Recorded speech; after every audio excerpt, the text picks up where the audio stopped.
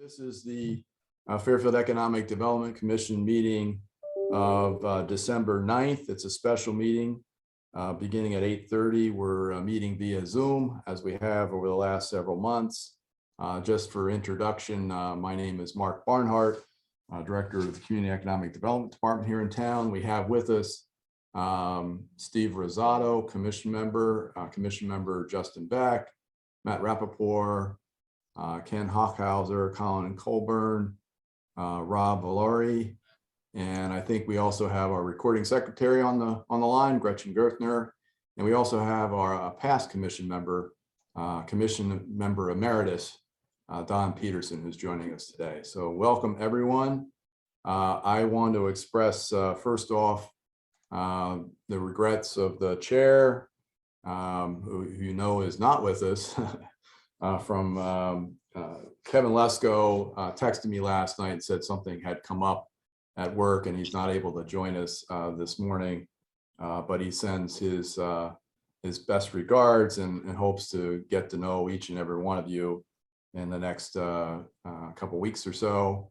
And so I just wanted to pass along his regrets, and as well as the regrets of the first selectwoman. I know Brenda Kupchik had intended to be here to welcome all of our returning as well as new commission members, but she apparently has taken ill. I saw her earlier this week, but then she's been out sick the last couple of days and isn't feeling better. So I hope it's nothing serious, but she indicated that she's not able to be with us this morning, but again, wants to congratulate and welcome all the new and returning commission members, and she'll join us at a future meeting, hopefully in January. So with that, as an introduction, I guess I'll be your MC today in the absence of our chair. But I thought, since we have a number of new commission members, maybe we could just go around the horn and introduce. I know a number of you were able to join the tour on the other evening at the Anchorage new 90-unit residential community at 333 Umpqua. I know a number of you were able to attend and got a chance to actually meet in person, which is something new and different.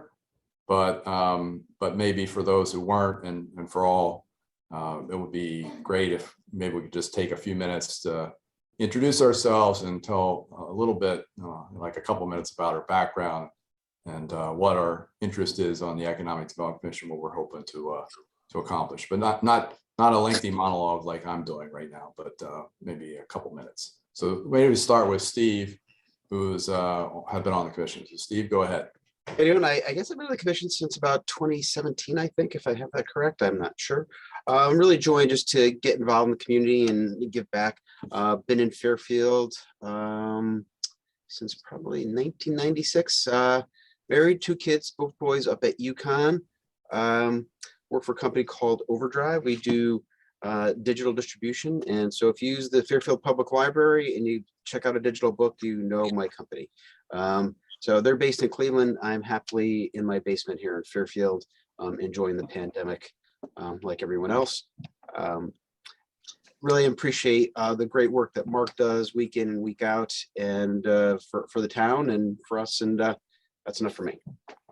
Thanks, Steve. Justin, I'm just going to go around. I'll introduce you guys. Go ahead, Justin.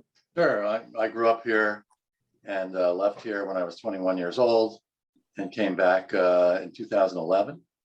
Having traveled around the world a bit, San Francisco, Sydney, Australia, Los Angeles, in the computer industries where I really got going, had my own computer company for a while, and worked for Apple and Computerland, if any of you are old enough to remember Computerland. Anyway, but back here now, and I teach a couple nights a week. I do occasional business consulting, business plan writing, and yeah, so and I've really joined the committee because I wanted to participate in Fairfield affairs. Being a resident here for all these years, whether I grew up here and now being back, I thought it's about time to participate in what's going on around here, rather than just being a resident who pays taxes. So we appreciate that. My family's been paying taxes here since the 1950s. So I It's wanna see about what's time to going get on. involved and have a say as to how it gets spent. There you go. Yeah, that's a good idea. Yeah, Right. if possible. Sure. Okay. Thanks, Justin. Let me Welcome, everybody. Welcome to the new folks. go to Matt next. Matt? Hey guys, thanks Mark. Nice to meet you all. I also grew up here, left for college and law school, and I worked in the city as a lawyer for a few years before I moved back in 2017. Also just looking for a way to get involved and give back a little bit. I work out of my house now, no longer practicing law. I have a little finance company I started a couple years ago, and excited to get started with you guys. Thank you. Thanks, Matt. Colin, you want to go next? Sure. Hey everyone, Colin Colburn. Like Justin and Matt, I also grew up here, aside from a couple years in college and a couple years in living in New York City.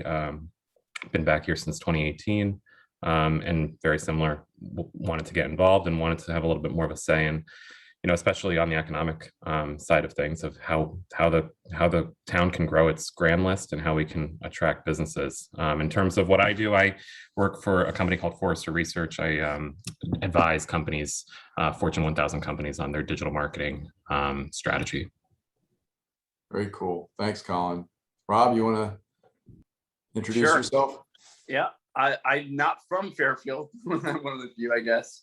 Grew up near Hartford and Newington, and spent most of my time living in Lower Fairfield, Connecticut, working in the city as a surgical device salesperson. And now I'm actually running a pretty large division of Baxter in the area, Baxter Healthcare. We do basically, we stop bleeding during surgery. So that's a big thing what I have to do right now for work. My background in sales, I think, is key to helping us attract and be able to convince folks to move here or to bring their businesses here. And I just love Fairfield. I love living at the beach. I love living at this town. I think it has so much potential. And I definitely just want to see what I can do to help it grow and become something fantastic. Thanks, Rob. Ken? You're on the phone? Yeah, no, yeah. Hi. Oh, there you are. Yeah. You're at home tonight. Oh, that's good. No, I'm calling from my office. I don't know. Oh, if you okay. You're already there. So I got the old mobile building in the background, and right over there is the Chrysler building. So this is from my office. Hi, everyone. I moved to Fairfield 13 years ago. I was born and raised in the city. I am a retail real estate broker here in New York. One of my previous jobs was an economic development officer for the city of New York. I like what we're doing here, and I'm glad to be a part of this. Thanks, Ken. And I welcome everyone here. Don Peterson was on the commission for many, many years, and I just want to give a special shout out to him for his years of service to the board, to the town. I mean, he actually does, I believe, continuing to serve on other volunteer groups and organizations here in town. But we're delighted that Don can join us today, and I just wanted to thank Don for his many years of dedicated service to the Economic Development Commission. He is continuing to serve on our Micro Enterprise Grant Review Committee, and we have a meeting coming up next week. Don, I don't know if you want to say hello to everyone, just so they can see who you are and what your background is, but I'm sure you'll be a regular visitor once in a while. So Don, you want to say hello?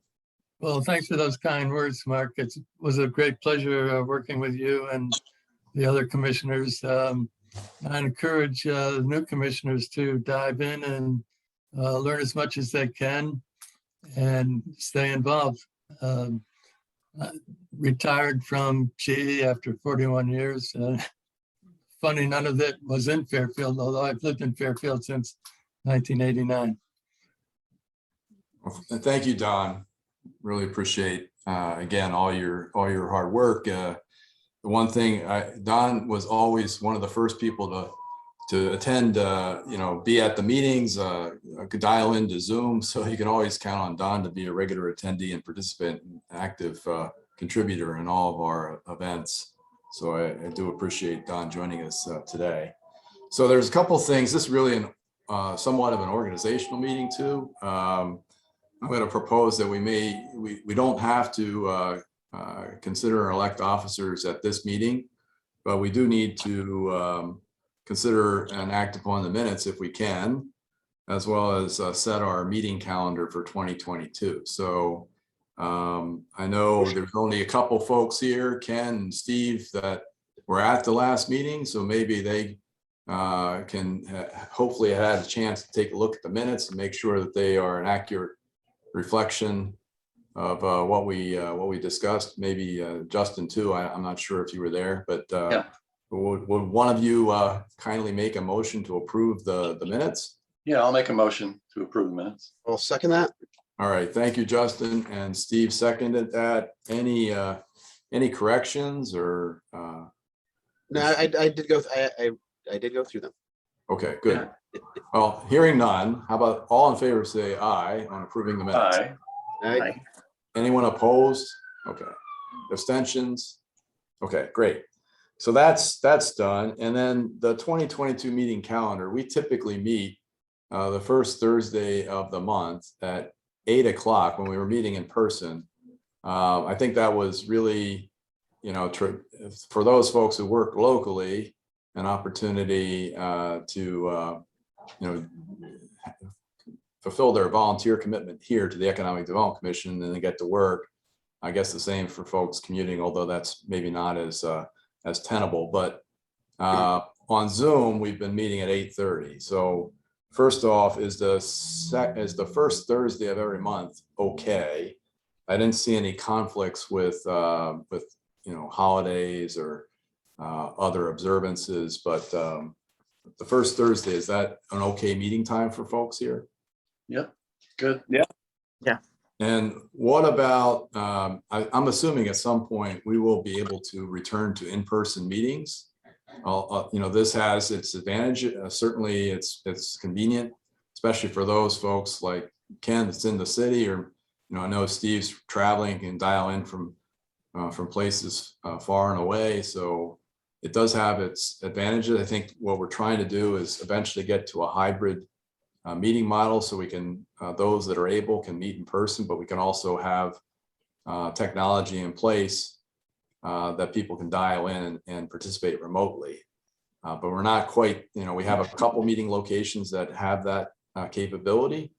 Unfortunately, the old town hall conference room does not as of yet, but I know they're working on it. So what are people's thoughts in terms of meeting time? Is 8 or 8:30 okay? I know got some folks that are working from home, as well as folks that are commuting. So 8:30 okay, 8 o'clock. I mean, I have it at 8 because that's what we have been doing when we did meet in person.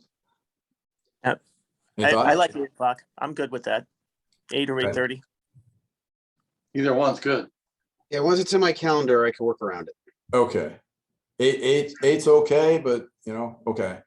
If we're, what we've been doing, as long as we're doing this remote meeting arrangement, we've been meeting at 8:30. It gives me a little bit more time to set up this call, but I think, again, 30 is fine we can too. work around it. So, 8:30 works for me too. Either way is fine. okay. Any strong feeling about like an 8:30 instead of 8?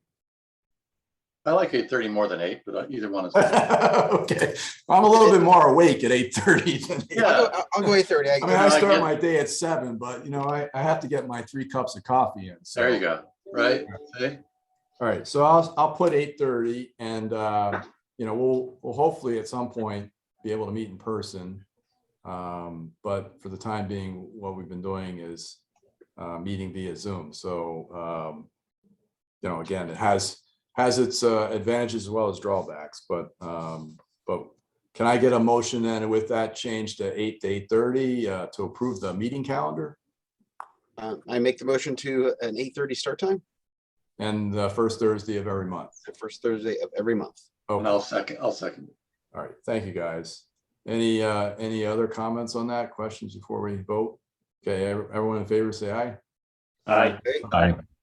I don't have a vote, but So that's great, because then the town clerk gets after me. I think we have to do, I have to send that into her before the end of the year. So we have a meeting calendar. If everyone's okay, I'd propose that we defer the election of officers until January. We don't need to take that up today. I put it on just as a reminder that that's something we typically do. We don't, it's really a chair and vice chair. I'm not even sure. I think Don was our vice chair. So we'll need to, we'll at least need to have a new vice chair. I don't know if Kevin is interested in continuing on as chairman, but we can do that in January if everyone's okay with that, unless somebody feels strongly otherwise. That makes sense. And I think Kevin should, lead the way on that. I mean, he's been at the helm and done a great job for the last few years. And I see no reason not to give him the chance to direct it. And if he wants to step down or run again. Okay. Well, I'll put that on our January business meeting. The other thing that I was touching on earlier, I had proposed to Kevin Lesko, given the fact that, even Justin and Ken have been with us, I think less than a year, correct? Justin? 4 months. Appointment. Yes. Yeah. So, and we have, so in essence, we have 5 of the 7 board members are either newly appointed or certainly have less than a year of service time. My thought was, this might be a good time, given the turnover on the board, for us to gather, maybe take a Saturday morning, couple hours in a Saturday morning, and for me to provide a little bit of a combination of an orientation type program, but also to talk more strategically in terms of where our goals and objectives might be for 2022 and beyond. So that's tough to do on a regular business call during the week. I suspect all of you have other commitments, but I'm sure you have other commitments on weekends as well, as do I. But I thought maybe we could meet someplace more casually. There's a number of folks, places that we can do this and have coffee and whatnot, and then just talk a little bit more about, again, what we do, what we can do, what we hope to do in the next year and beyond. But what do people think about that, and is there interest in doing something like that on a Saturday in January? I think we'll probably have to work around, maybe have a snow date or something in case of crazy weather, but Or maybe even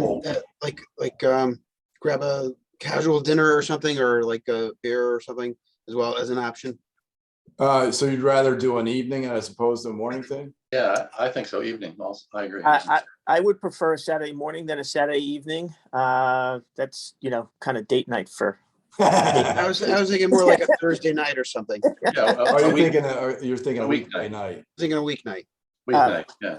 Weeknight. I'm cool either way. But What do if you guys- if it's a couple hours and you want to do Saturday morning, just Saturdays get booked up. Yeah, I figured, it would be, I was thinking of like a Saturday morning, and if we schedule that in advance, people would know, but I don't want to take the whole day. I've got family commitments. I'm sure all of you guys have commitments as well. So I didn't want to take too much time. I just thought, that might be easier. I know we've met for beers after work, so whatever. Either way it works for me. I'll slight preference for Saturday morning, but not if that's inconvenient for anybody. Okay, well, maybe I'll talk to our chairman and come up with a couple of dates and then throw it out as like a doodle poll and see what people's availability is. And then, I was thinking like a couple hours, not more than that. Because then everyone else, I guess, we all have other stuff to do. So Sounds great. but there's general interest in doing something like this that would Sure. be helpful. Absolutely. And for new commission members, I met with Justin and Steve, and I've met with Colin. Privately, we can do it over the phone. I can meet you for coffee and meet you for a beer. I've done that with Ken. So, I'm happy to do that. If there's something, you want to discuss privately or understand better, some aspect of it, or just get to know one another better, I'm happy to do that. So feel free to just reach out to me via email or text. My cell phone is listed on my signature line, so you can either call my cell, email me, text me, whatever, and we can set that up. So I will talk to the chairman, and then we'll get a pull out to folks and figure out what days might work for a board retreat in January. Anyone have any other questions or thoughts? I hate to monopolize all the time, but That's all right. all right. So let me just give you a quick rundown, a couple things that we're working on right now. I think Rob had brought up some of the retail aspects of what we do. We sponsor or primarily take the lead on 4 or 5 events throughout the year. One of which is Fairfield Restaurant Week, which we just completed our 10th year of doing.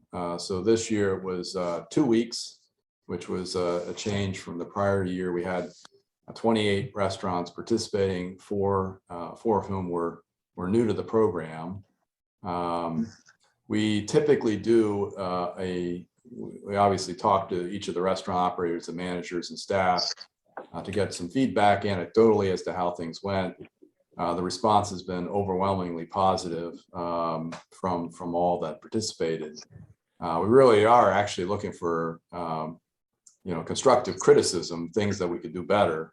But people really thought this year's event went very well. I'm not sure if it was strictly the 2 weeks or people were just anxious to get back out and do that. It was before the whole Omicron variant popped up, but we had somewhat decent weather, although there was a period where we had some pretty crappy weather, which is typically what happens in late fall. But we do a post-event survey.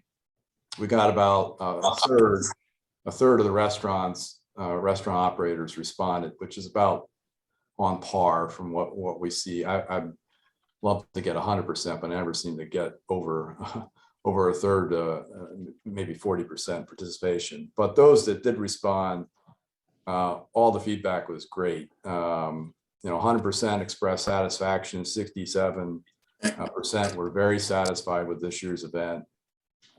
89% reported that their sales were better than they had expected, which is always good. 9 out of 10 rated the event organization, our marketing plan, our communications with them good or excellent. 8 out of 10 found it to be a very effective program to drive traffic to the restaurant and increase sales. And all importantly, everyone indicated that they would gladly participate again. So, again, we're looking for some other thoughts along the way, but I guess we've kind of got this down after 10 years. We did change it up a little bit. Last year we did a kind of a modified version in light of the COVID pandemic, but we went back to the more traditional format this year with prefix menus and around different price points, but we did have some takeout options for those that felt more comfortable with that arrangement. So we gave restaurants the flexibility of doing something like that, constructing a menu with some takeout options. And we also expanded it to 2 weeks, which a lot of our neighboring communities have already adopted, like Westport, New Haven, Stanford, typically are all 2-week programs. It isn't a lot more work on our end to do that, but it does give people a little bit more time to visit the restaurants that we do have participating. Those that did participate in both Westport as well as Fairfield, Westport runs their restaurant week about the same time as ours. Those that do, because Westport, when they run a restaurant week, it includes restaurants in Westport and Weston, Wilton, as well as Southport. I'm not sure why, but other than it's run by the chamber there, so it's a membership-driven organization. And that's kind of why this office takes the lead in running Fairfield Restaurant Week. I feel strongly that when we have something called Fairfield Restaurant Week, and the brand is important, it's promoting Fairfield and Southport restaurants. We're not including restaurants outside of our geographic boundaries in Black Rock or Westport, no matter how great they might be. It's called Fairfield Restaurant Week. So those that have participated in both indicated this year, and I did talk to the chamber president in Westport, who was having a hard time, getting folks to sign on. But the feedback we had was that we hit the ball out of the park. So compared to Westport. So I was happy to get that feedback. It's always good to get, people that say you're doing okay and we want to do it again. So I don't know if anyone here has any thoughts or what you heard on the street. Again, if other things that from a consumer's perspective or things that you might have heard from a restaurant tour as to ways we can do things better, but I'll open the floor up for questions and thoughts. Justin, I mean, Steve? I always wonder who the target person is for that, because I mean, we go out, like, I think it was Ken said he has date night. I mean, we're pretty much good for at least one night a weekend, and it's driven more about what we're in the mood to eat and the convenience of getting in versus any deal. So I was just sort of wondering what the marketing strategy is in attracting people. Who's the reluctant diner, I guess? Yeah, the deals, when we first started this, the deals were much better. There was more of a value proposition. I think restaurants have, and I don't think this is a recent phenomenon associated with rising costs and things of that nature where they've had to tighten the belt. But I do think, what restaurants, I think consumers respond more favorably to Restaurant Week than do restaurant operators. Although I think at certain times of the year, they're looking for a little extra push to get folks out. This year, I think with the uncertainty surrounding the pandemic and some people reluctant to come out, I think that did help, change perceptions perhaps. I think for restaurants, mostly what they're looking for is to the regulars is one thing, because there's folks like you, Steve, that go out regularly, go to the same types of restaurants depending on what you're in the mood for, but they're hoping to introduce themselves to new folks that are new to their restaurant, hadn't tried them before. We try to push that, as well as also get folks from outside Fairfield to come and partake in our great restaurants here as well. So is it also trying to increase like weekday traffic? And yeah, we don't have it, that's certainly an issue. It is we give restaurants a lot of flexibility as to whether they do specials for lunch and dinner. Some are positioned that way where they're trying to draw more on off-peak hours. But with a lot of folks still working remotely, that it cuts both ways. So I'm not sure how much they picked up on the lunch traffic. But again, it seems I think to me, it's kind of run its course in a sense, but on the other hand, we're kind of committed to it. Other folks are doing it. So I don't want to vacate the space, because when we do that, other folks that may have a different idea will jump in and run a restaurant week here. We've had private operators do that. It's not always, before we got involved, there was a group that was trying to do something like this. So there are folks that do it. So I guess from my standpoint, if we're going to do it, I'd rather have the town do it, and then we can control kind of the whole branding of it, and keep it to Fairfield restaurants. So What is one the, question, just what is the barometer of success? Like, I mean, well, my barometer is the restaurants. If the restaurants find value to it, then I'm willing to continue to do it. And if they tell me that this is a waste of time, then I will immediately stop, because we have a lot of other things to do. We don't need to be doing this, but restaurants so far, by virtue of, both our post-event surveys, as well as when we ask people to sign up, we get, 2 dozen to 3 dozen restaurants participating each and every year, which is probably more than a lot of other places that do this. So, Matt, you were going to say something? Yeah, I guess one question that was more relevant to us is there a way maybe we could shift it a little to focus on new restaurants so that it is actually serving a purpose of introducing, I'm a regular at a bunch of restaurants in town, but I have, not this year, but in the past, I have seen restaurants that I hadn't tried on that list, and just because it's there, I'll check it out. Might be valuable to new restaurants. That's one question. And the second is, what interest would a private operator have, organizing it? Are they taking a cut, or They're taking a cut? Yeah, they organized it. I mean, it was a trade group that was doing it. So again, with membership-driven organizations, they're obviously working with their members. This is a way in which they provide value, but they're also getting paid to do that. The Westport, for example, the chamber runs it, which is not uncommon. Milford, the chamber runs it as well. They charge a fee, and that helps, not only cover the marketing expense, but it covers their administrative costs and puts a little tiny bit of money back in their pocket, I suppose. Are we charging a fee or anything? We charge a fee, but we're not as sensitive to that price. We set a price based on the market, but we take all that money and roll it into marketing. So, we don't need to, we try to cover our costs, absolutely. And Restaurant Week does.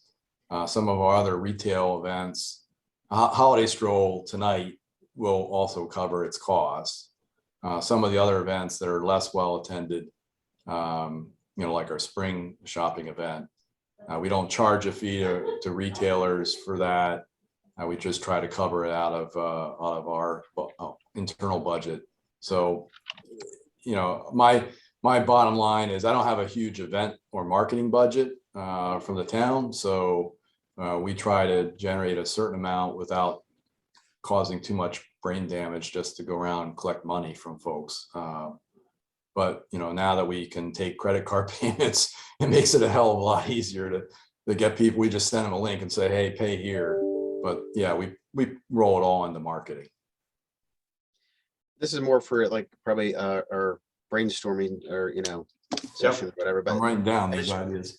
no, I just wonder if it's more of a branding opportunity for the town, like be a Fairfield foodie. I mean, we always say that because we see people, coming in from Weston and Easton and whatnot over to Fairfield and even Westport. Westport, I think, has picked up a lot in the last few years. Yeah. But historically, far less options and quality of restaurants in Westport over the years, and you would see a lot of people coming in. But just a Fairfield foodie. Yeah, I was wondering if there's a way to somehow gamify this in a little bit of a way, like make it a either you can go two routes. One, how many restaurants can almost turn into like those wine passports that the Connecticut Wine Association has or whatever. Or the second thing, which is a little bit tricky as I'm thinking about it, because you don't want this to get too competitive with the restaurants, but a way to kind of rate your favorite place you've gone to during Restaurant Week. It would be interesting because it would also be potentially a way for the restaurants to capture feedback during the 2 weeks too. I'm not sure how logistically that would work out, but those are just two thoughts that I had. The game idea is something we have thought about. When we started Restaurant Week, we actually started with a passport program, and it was kind of expensive. The public loved it because it was fun. But what we were finding was restaurants weren't fully engaged, and so we were collecting a lot of unused, undistributed passports. We're paying a boatload of money to do that. Maybe there's a digital form that we can now that we've moved more into the technology realm, but yeah, the game idea is something that we're thinking about. We actually had a number of restaurants talk to us about doing a second. We've done a second Restaurant Week in the past. We don't like to do it because again, there is other things that we need to do here, and we don't have a huge staff or resources. But February, March is a dead time. You know, January, February, March is a dead time for a lot of restaurants and retailers. And you know, so we have done a program in the past around that. We might come back to like some type of game concept where people can visit restaurants, check off a box, they win a prize type, or get a chance to win a prize type thing. We also have been trying to engage people through social media, and so the idea of doing a best of thing of some sort, most romantic, best clam chowder, best burger, is a great way to drive engagement. So we've been thinking through that issue as well. So both those are good suggestions, Colin. I think we'll follow up on that. So that's it for Restaurant Week. I mentioned Holiday Stroll is this evening. Fortunately, this past year I was able to hire. I have a staff of in addition to myself, 2 other full-time persons. One manages the community development block grant, a federal grant, and programs associated with that on behalf of the town. So her time is largely, well, exclusively dedicated to managing the federal dollars that flow into the community through the community development block grant and the programs that we run directly out of that office, as well as through our various organizations that we fund through that initiative. The other individual was an administrative staff position, which I upgraded this past year in the budget to a marketing position. And so she's taking the lead on a lot of this, on a lot of these events and just doing marketing in general. But she's been with us 3 months now. So this is our first go round with a lot of these events, but it's been a relief for me to basically hand this stuff off to somebody that has an event background and marketing background, and just let her run with it. Now, I do have other administrators, so it's a hybrid job, and I probably could use an additional staff position. It wouldn't even have to be a full-time staff position, but at some point there's been, and I know the first selectwoman's working on this, a reorganization of town offices, and part of that could be, you know, how we more efficiently use our administrative support staff, because I wouldn't necessarily need a full-time position, but if I was co-located with another department, you know, oftentimes economic development, we work very closely with planning and zoning and building and all the various organizations there. They have a regulatory role, whereas we're more of a advocacy and support role. But if we were co-located there, that would be helpful from a lot of different standpoints. Not that we already have a very close working relationship, but it would be even more integrated. Plus, I think the benefit of having maybe some shared staff support would be helpful too. So I just mentioned that we're in the process of putting together our budget for the upcoming year, but that's something I've mentioned to the first select woman and her chief of staff. I know that they're trying to reorganize town government to be more efficient, effective, and customer centric. So I share all those goals because that's what we do. But that's just in a nutshell. So we have the holiday stroll this evening. This is again probably well, this is the 9th year we've been doing this. How we got involved in these retail events, it's really about supporting our small business base, our mercantile base, in the case of Restaurant Week, our restaurant tours and restaurant community, which make up a big part of our retail base here in town, obviously. So we do a fall, you know, this event in the winter, holiday stroll. We do one in the spring, and we do the summer sidewalk sale. And we got involved initially through the summer sidewalk sale because the Chamber of Commerce, which had been the lead agency, was under different management at the time and had allowed the program to kind of wither on the vine. And some of the downtown businesses approached me directly and asked me to get involved and intervene. And as a result, we created a downtown, kind of an informal business association. So we meet about once a month or once every 2 months, just as a group. I act as the facilitator of that and convener, but this is a way for the businesses to, exchange ideas and thoughts and problems, and some of those get elevated to my level as well. But then we also, as an organizing concept, work around these 3 or 4 different retail oriented events throughout the year. So Holiday Stroll is tonight. It's usually you're not the key demographic that we're going after. it tends to be women between a certain age, and it's definitely we wanted to include the cocktails as part of the whole experience, hoping that might drive traffic in other respects as well. So I don't know if anyone has any questions on our program. We continue to be involved in these because we just see it as important to emphasize the whole buy local and supporting our small business base. So that's, and in the last year or so, we have with the chamber under the current, she's not here today, Bev Ballas is the current president, but she's done a great job since she came on board. And what we've now done is we have a partnership. So neither one of us have a lot of resources or staff, a big budget. And so what we do is there are certain events that we take the lead and the chamber plays a support role. And then there are other events where the chamber takes the lead and we play a support role. And that way we can maximize our impact here locally. So the chamber, for example, will run a health and fitness expo up at Fairfield U. They'll do other events throughout the year. But in the case of the Holiday Stroll, they help me organize components of it to create more of the experience. So it's been a good partnership. And with the sidewalk sale, we've brought the chamber back into the fold now with new reinvigorated leadership.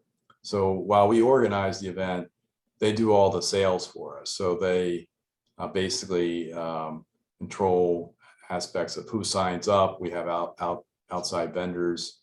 They collect the money.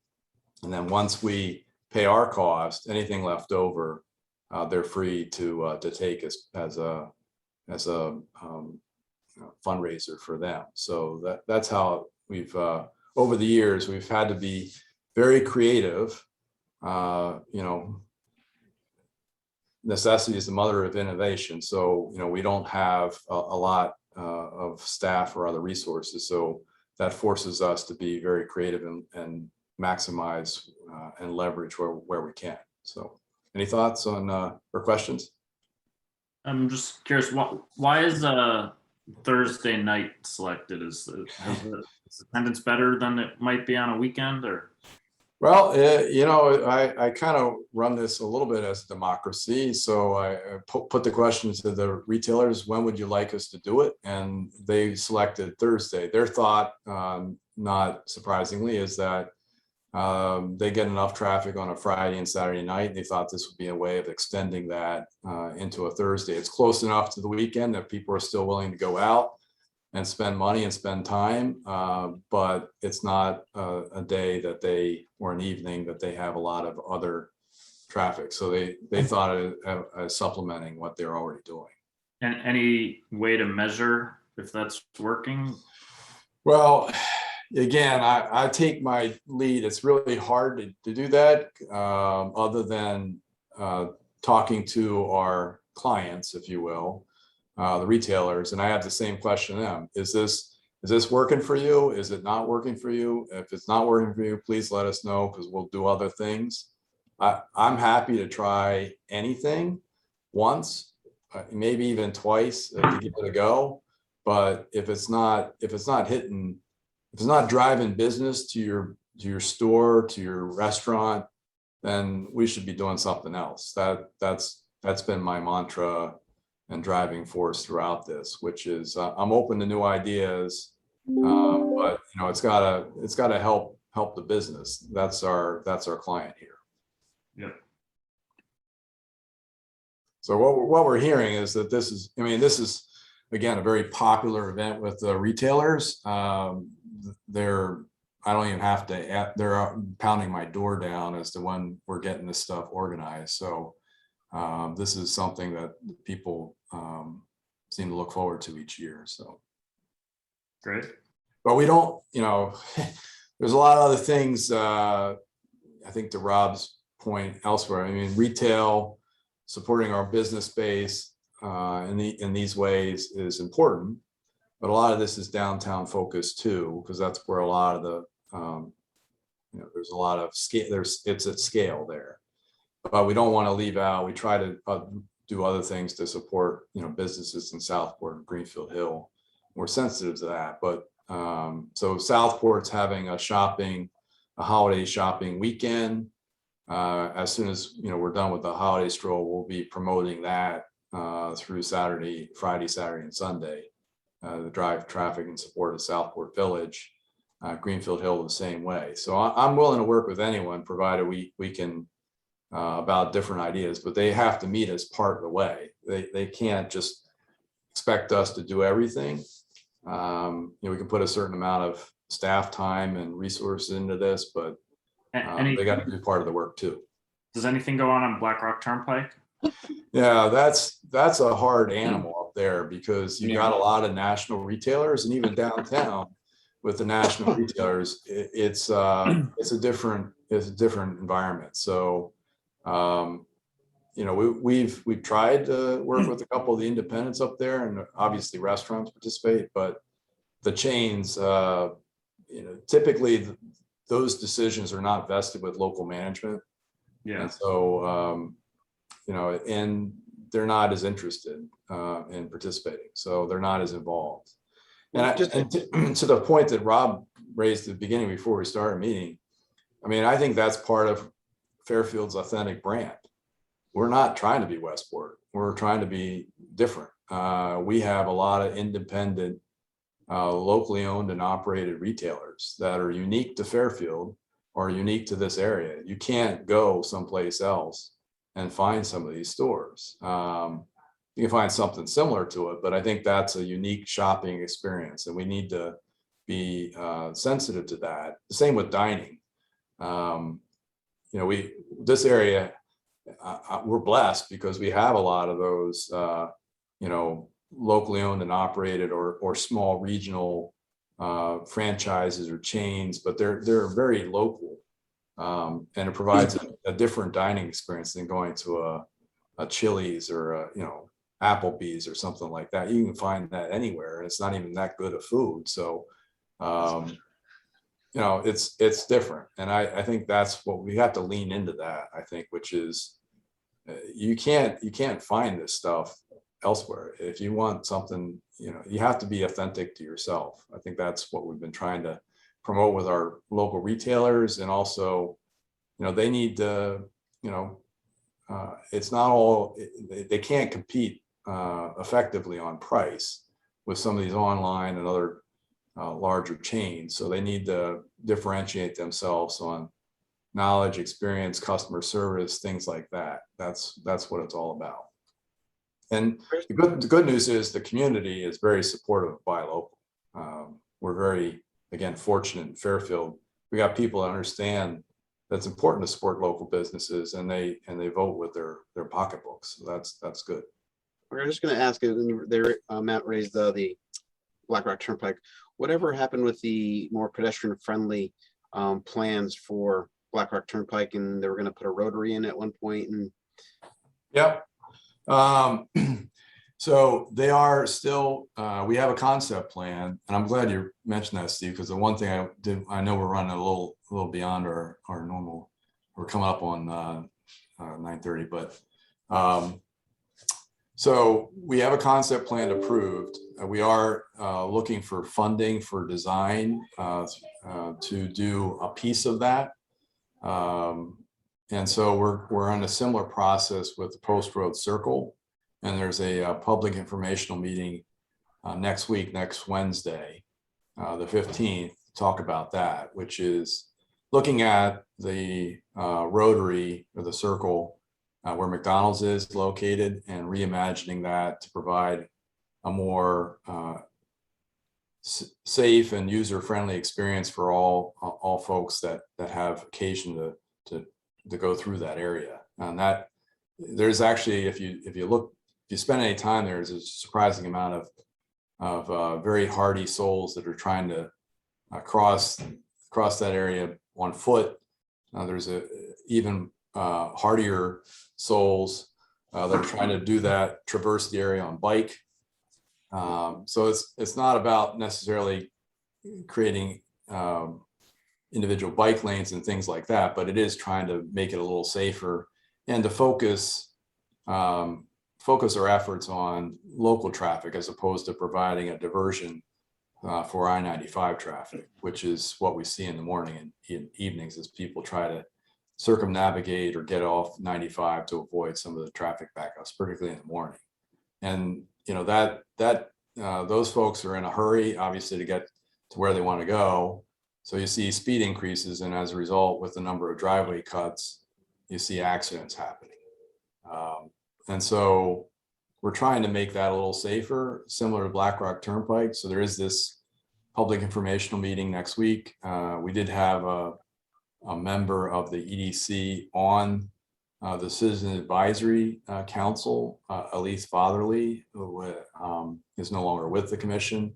We're kind of finishing up, so I wouldn't necessarily throw it out to find a replacement for Elise, but if anyone's interested, wants to learn more about it, feel free to shoot me a note or show up at the public informational meeting, which is being held virtually next week. We're also doing something on Tuesday with some planned improvements, pedestrian improvements to Grassmere and the Post Road from the Bridgeport line to the Shoreham Village Drive. And that's actually in design. So for these more complex traffic situations where it's not clear as to, there's a lot of different ways in which we could address the safety issues. The DOT now has decided that it's better to spend a few $100,000 funding feasibility and concept alternative analysis and get community buy-in to a concept plan before actually engaging in a full-fledged design effort. They've been burned a few times where they go through spending $1 million on a design, and the community says that's not what we want, and then it doesn't go anywhere. Not in Fairfield, but elsewhere in the area. So they've recently done this. Now the issue for us is design's expensive, and oftentimes a lot of these programs, the feds will pay a good portion of the construction, or maybe 100% of construction, but you got to pick up the design effort. Depends on the funding program, and the design effort on Black Rock Turnpike, Steve, is probably a $1 million plus to do that level of full engineering and design. And they were talking, I think the cost estimate to do everything that associated with Black Rock Turnpike was like $40 million. So, obviously we're not going to get $40 million, even with the amount of money that's in the federal budget for transportation initiatives and the like. It's hard to see that. So we're going to have to break it up into more discrete fundable sections that was part of the concept plan, that it could be done in phases, in discrete sections, and we could do that over time. So there is the first phase. They're looking at getting funding for the design. That seems to be moving ahead. And then we're doing this concept plan for Post Road Circle, which will go through the same process. We'll then need to identify monies for design and then construction. But we had DOT on the call with our concept plan for the Post Road Circle, which is proposing a modified roundabout. And it's a very interesting plan, and DOT has been typically the one that's been most resistant to some of these more transformative, progressive changes in road networks. and the DOT planning folks that were on the call loved it. So hopefully that, and they said, this is great. The timing is great because we're anticipating getting some additional dollars from Washington, and we want to fund these types of initiatives, especially those that have strong community support. So maybe we'll see some progress on both fronts in the next few years. But it's a slow slog unless you, I think the town is trying to be as judicious as possible and identify, grant funding sources where they can. So I'll be sure to send you guys all the links. So, and if anyone has any other questions on any of those, I'll also send out for the new members. I think we still have the link up on the Black Rock Turnpike concept plan that was endorsed by the town. So you can see what we're talking about. Steve, did I answer your question? It did. Okay. So that is, I know usually I have a section here to talk about development sites, pending applications. I'm happy to answer any questions. I will say that the folks associated with the Chick-fil-A application at 750 Post Road have filed an appeal on the denial. From my perspective, again, if our goal is to increase the grand list, I think those of us that were at the Anchorage tour the other day, it's hard to say that this is going to move the needle in that regard, that there's probably a higher and better use for this site that would provide a bigger benefit to the town from a tax standpoint than a one-story fast casual restaurant. But they have taken an appeal. And we also were monitoring the proposed veterinary hospital and zone change application on 40 Hillside Drive up in Greenfield Hill. That was also rejected, although I think the commission, I felt bad too, Justin, because I thought it was a good application. I think the commission indicated they were open to a revised application, and my understanding is they're planning to resubmit a revised application once they satisfy the abutters' concerns, maybe modify the size of the building and provide a little bit more buffering to the neighbor. Maybe they'll have a better result, but the indications are they plan to refile a revised application. My bigger concern with all these things, and I think from what would concern you as commission members is, it'd be from a business standpoint, obviously time is money, and you don't want to spend a whole lot of time going down one path and only be told, no, we need to make some revisions. It'd be better to understand what those issues are up front so we can save everyone some headaches along the way. And sometimes developers or applicants are told up front and they disregard that advice from staff at their own peril.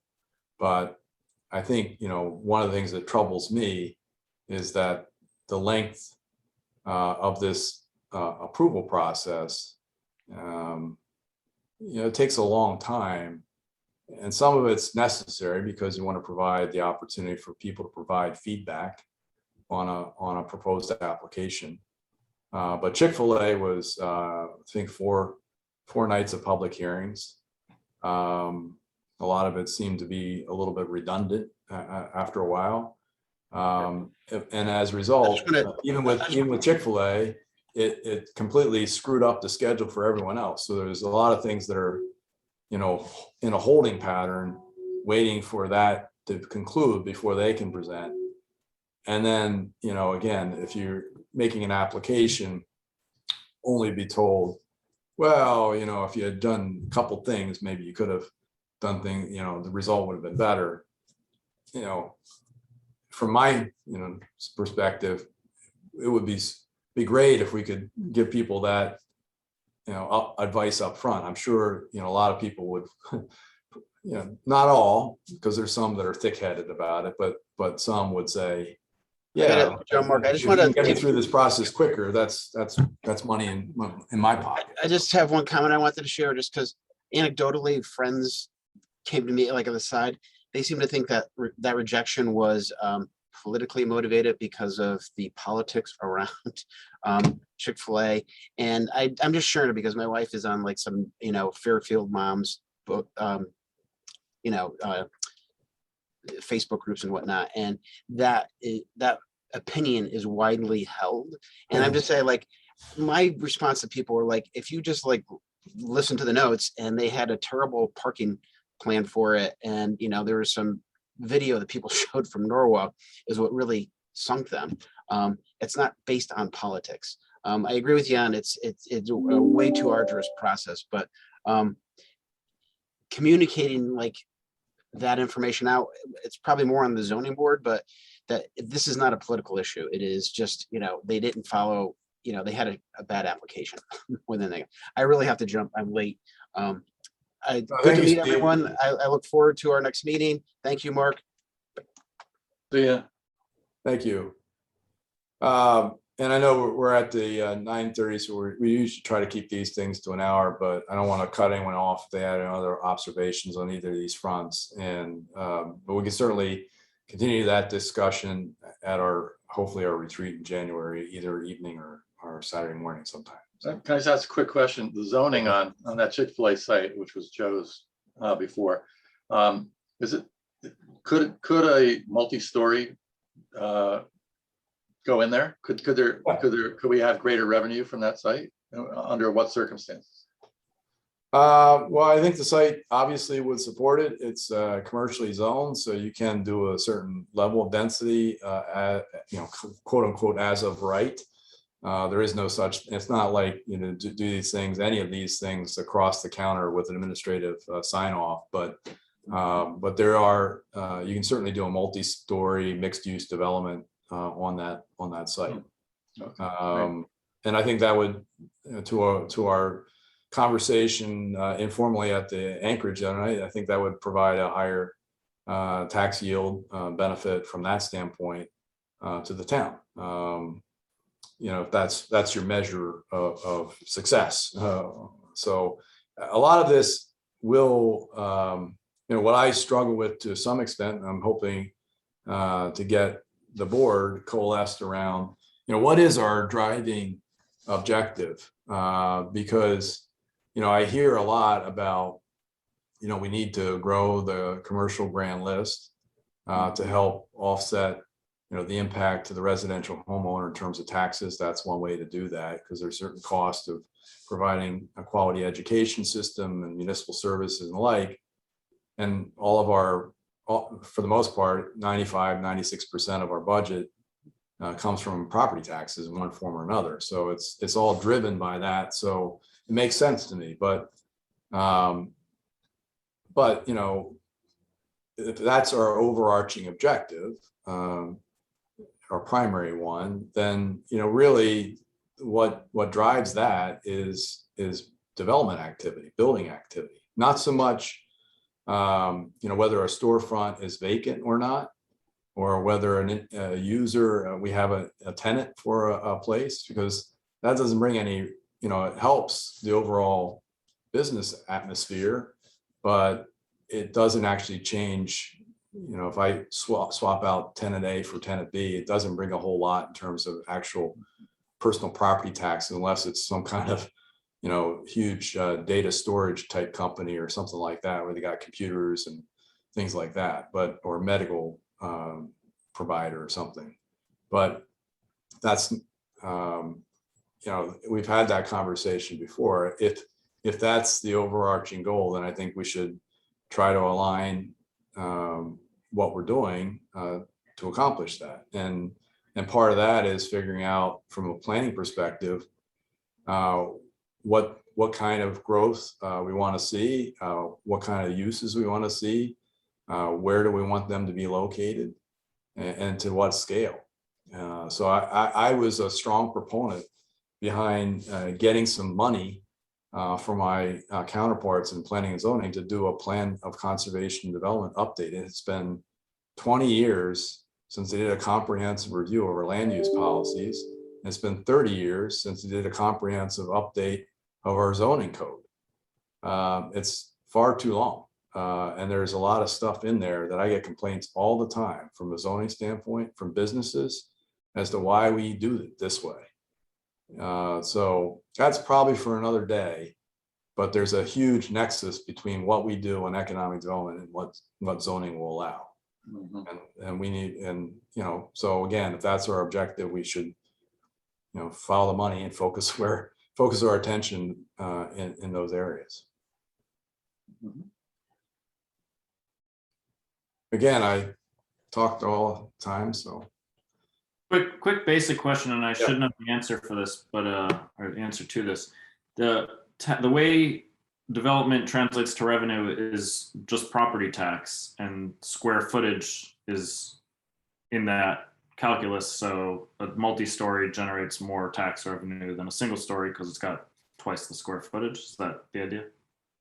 Yeah, if you think of land as being a finite, limited resource and fairly expensive in this part of the country because of that, you know, the way to maximize the yield on a per acre basis, obviously, is to go vertical. So And that's the one mill consideration. rate's the same, I imagine. Is it the What's same? that? The mill rate? Is the way tax is calculated for a commercial property the same as it is for a residential property? Well, you know, apartment buildings really are commercial assets. So, you know, you know, there's a way in which they calculate what the valuation of that property is, but it's usually an income-based approach. And so it tends to, you know, it will, as our host said the other night, you know, they pay a lot in taxes. It's that project went from valuation based on land alone, essentially, of $2.9 million to like I think it was like $50 million. It's a pretty big jump. And when you take 70% of that and then take the taxes on it, they're paying $675,000 a year for that property, which is a big jump from what it was when it was used for Knights of Columbus in a parking lot. Yeah. Takes a lot of individual single family homes to make that up.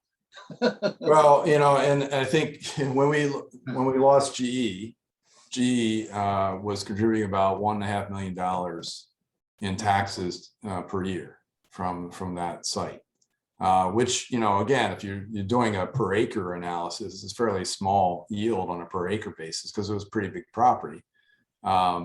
But, you know, they had obviously there are other factors there involved. They're a significant employer.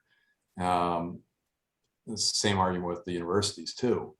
So they contribute for economic activity in other ways, but just strictly on the per acre yield. I mean, when we look at the assisted living facilities, for example, the three of which have been built in the last 5 years, you know, those combined total $1.5 million in net taxes or plus. So, you know, and then you look at a apartment building, and you know that property contributes pretty significant too. That's not the end of the analysis. Obviously, there are a lot of other things to consider there, and I'm not arguing that it was great for GE to move and for us to lose that, but just from a tax standpoint, we've been able to offset that loss through some of the other developments that have occurred in the last 5 or 6 years. Thank you. So I think I see people are dropped off. Rob left and Steve left. So I think that's pretty much all I want. I will follow up with meeting links for this public informational meetings next week on Grassmere and the Post Road Circle, and also send you the concept plan for Black Rock Turnpike. And then once I circle back with the chairman, we can then poll members as their availability in January for a couple-hour retreat where we can delve into this issue, these issues more intently. But in the meantime, again, if any of you want to grab a beer or a cup of coffee or something like that, I'm happy to do that too. So just give me a call. Otherwise, hope everyone has a very happy holiday. So Thank you. Thank You you. too. Thanks, Mark. I think we're adjourned at 9:40. So thank you very much.